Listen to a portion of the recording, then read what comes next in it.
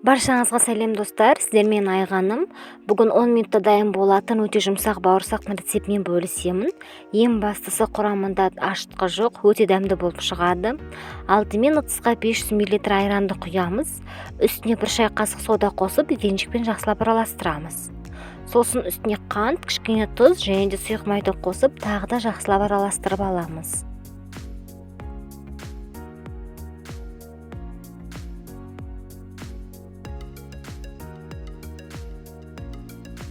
Енді үстіне ұн саламыз. Мен ұнды алдын ала електен өткізіп алдым. Содан соң қолмен жұмсақ қамыр илейміз.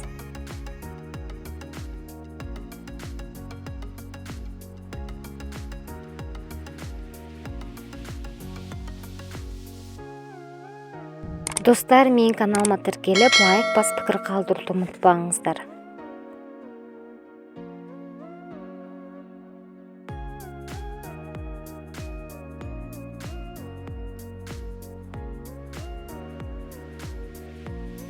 Міне қамырымыз елеп болдық. Енді 10 минутқа қоя тұрамыз.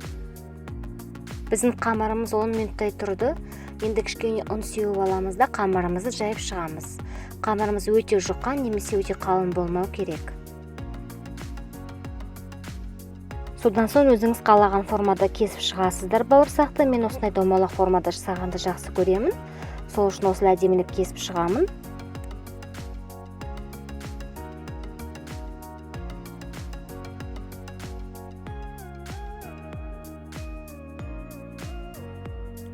Енді қызып тұрған майға бауырсағымызды пісіріп аламыз.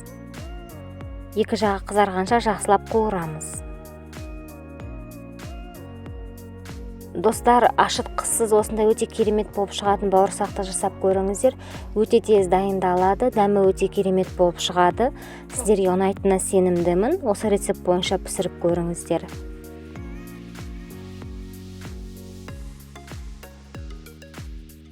Міне достар, біздің бауырсақтарымыз дайын, өте әдемі болып шықты.